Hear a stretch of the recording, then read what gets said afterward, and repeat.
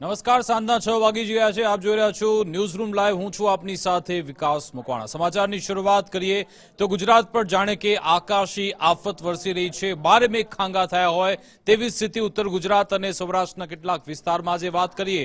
ઉત્તર ગુજરાત અને કચ્છમાં જાણે કે આકાશી તાંડવ જોવા મળી રહ્યું છે. 10 કલાકમાં લખપતમાં 5.25 ઇંચ વરસાદ વરસી ચૂક્યો છે. રાપરમાં 4.5 ઇંચ વરસાદથી જળબંબાકારની સ્થિતિ. ભચાઉ અને ભાભરમાં 4.25 ઇંચ વરસાદ વરસ્યો. નખત્રાણા ગાંધીધામમાં પણ 3.5 ઇંચ વરસાદ વરસ્યો છે. ભુજમાં 3.25 ઇંચ વરસાદથી પાણી ભરાયા. બાળ તાલુકામાં 1 થી 3 ઇંચ જેટલો વરસાદ પણ પડ્યો છે. ઉત્તર ગુજરાત અને કચ્છમાં આકાશી તાંડવ જોવા મળી રહ્યું છે. ચારે બાજુ જાણે કે જળ સામ્રાજ્ય જોવા મળી રહ્યું છે. અનેક એવા વિસ્તારો જે અત્યારે પણ જળમગ્ન છે ને ચિંતાજનક બાબત એ છે હજુ પણ ભારે વરસાદની આગાહી કરવામાં આવી છે. હજુ પણ આગામી 24 થી 48 કલાકમાં ભારે વરસાદ વરસી શકે છે. તો ગુજરાતભરમાં આકાશી આફત વરસી રહી છે. અનરાધાર વરસાદ સતત વરસી રહ્યો છે. તેવામાં બનાસકાંઠાની વાત કરીએ, આખા જિલ્લાને જાણે કે મેઘરાજાએ ગમરોડ્યું છે. ચારે બાજુ પાણીનું સામ્રાજ્ય જોવા મળી રહ્યું છે. સરહદી વિસ્તારના કેટલાક આકાશી દ્રશ્યો પણ સામે આવ્યા છે. બનાસકાંઠામાં 2 દિવસથી વરસાદી માહોલ છે. આજે પણ કંઈક આવી પરિસ્થિતિ છે જેના કારણે અનેક જગ્યાએ હાઈવે હોય કે પછી શહેરી વિસ્તાર હોય તમામ જગ્યાએ પાણી ભરાયેલા છે. ખેતરો અત્યારે જળબંબાકાર છે. વાવ, થરાદ, સુઈગામ, બાબર પંથકમાં પણ ભારે ખરાબ પરિસ્થિતિ. બનાસકાંઠા જિલ્લાને મેઘરાજાએ ગમરોડ્યું છે. અહીંયા રેડ એલર્ટની આગાહી આપવામાં આવી છે. આગામી 24 કલાક પણ ભારે વરસાદ વરસી શકે છે. બનાસકાંઠાના આ આકાશી દ્રશ્યો તમે જોઈ રહ્યા છો, જ્યાં ચારે બાજુ જાણે કે પાણી વચ્ચે શહેર વસાવ્યું હોય તેવી સ્થિતિ છે.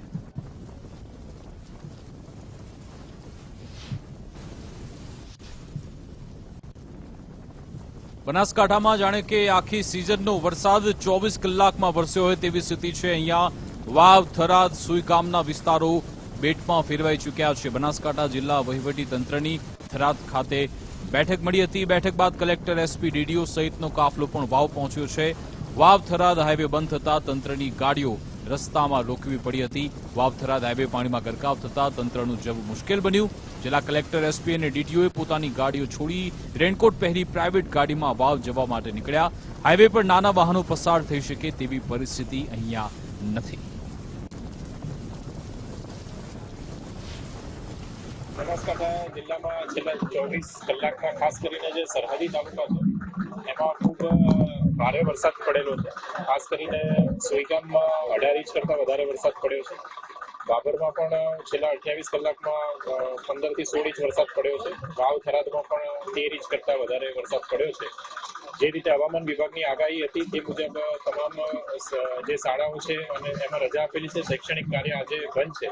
ખાસ કરીને 12 જેટલા ગામો છે એ સંપર્ક વિહોણા થઈ ગયા છે. આ ઉપરાંત 279 જેટલા ગામો છે એમાં વીજળી પણ પ્રભાવિત થઈ છે.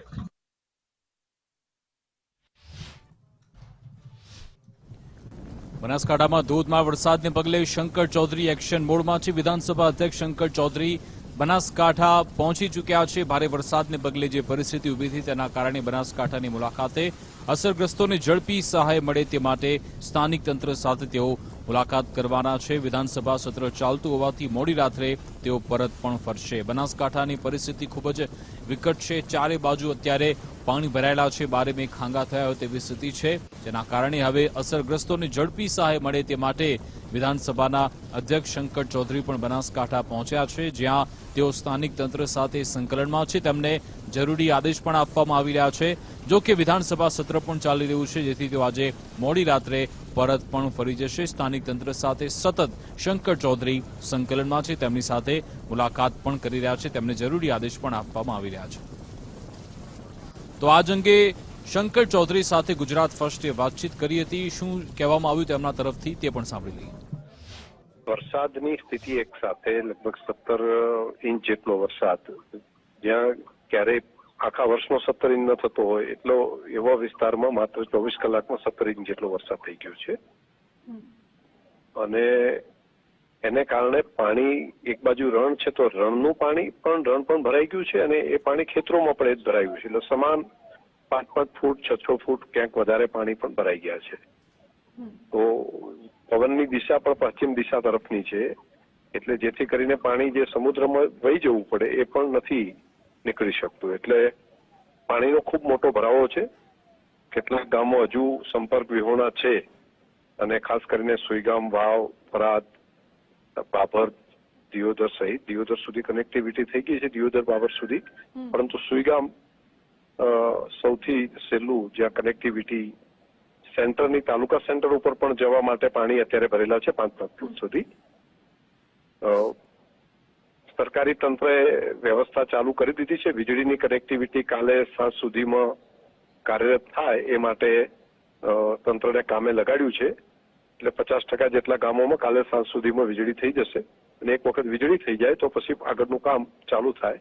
પાણી જે ભરાયા છે ત્યાં પણ નીકાળવા માટે જિલ્લાના કલેક્ટરને એમની ટીમે કામ હાથ ઉપર લીધું છે. બધાએ મિટિંગ કરીને તંત્ર કામ કરી રહ્યા છે. હું પણ અત્યારે ત્યાં જઈ રહ્યો છું તો સ્થિતિ સ્થળ ઉપર જોઈને હજુ પણ વધારે શું કરી શકાય જરા જોવું જોઈએ. ખેતીના પાકોને પણ ખાસું બધું નુકસાન છે. બધું ખેતરોમાં પણ પાણી ભરાયેલું જ છે બધું. શંકરભાઈ, ગુજરાત ફર્સ્ટની ટીમ પણ સતત ગ્રાઉન્ડ ઝીરો પર રિપોર્ટિંગ કરી રહી છે, લોકોની વ્યથા પણ સાંભળી રહી છે અને ક્યાંક ને ક્યાંક પ્રયાસ પણ કરી રહી છે કે સરકાર સુધી એ અવાજ લોકોનો અમે પહોંચાડી શકીએ. અને આપે પણ આ સારું પગલું ભર્યું છે કે આપ પોતે સ્વયં લોકોની વચ્ચે જઈ રહ્યા છો તેમની મુશ્કેલીઓ સાંભળવા માટે. શંકરભાઈ, સૌથી વધુ નુકસાન જે ખેડૂતોને આવ્યું છે, ખેડૂતો સાથે જ્યારે અમે વાતચીત કરી હતી, ખેડૂતો એવું કહ્યું કે હવે આ બાબતે સરકાર કંઈક સહાયની વિચારણા કરે તો સારું છે. આપનું શું માનવું છે આ બાબતે? શું આ બાબતે ખેડૂતોને કોઈ રાહત મળી શકે એમ છે? તમને લાગે છે એવું? એટલે હજુ હું ત્યાં આગળ હવે જઈ રહ્યો છું, પરંતુ ખેતીના પાકો જે હતા એ તો લગભગ ખેતર ભરાયેલું હોય ને ખેતરની અંદર 2-4 ફૂટ પાણી હોય તો પછી એમાં ખેતીનો પાક રહેવાનું કોઈ રહેતું નહીં. બીજું પવન એટલો બધો હતો કે ઉભા પાક હતા એ પણ લગભગ બાગાયતી હોય તો એ પણ બધા સોથ વળી ગયો છે. બાજરી કે એરંડા કે હોય એ પણ બધું નાશ પામ્યું છે. એટલે ખેડૂતોને નુકસાન ખૂબ મોટા પ્રમાણમાં છે.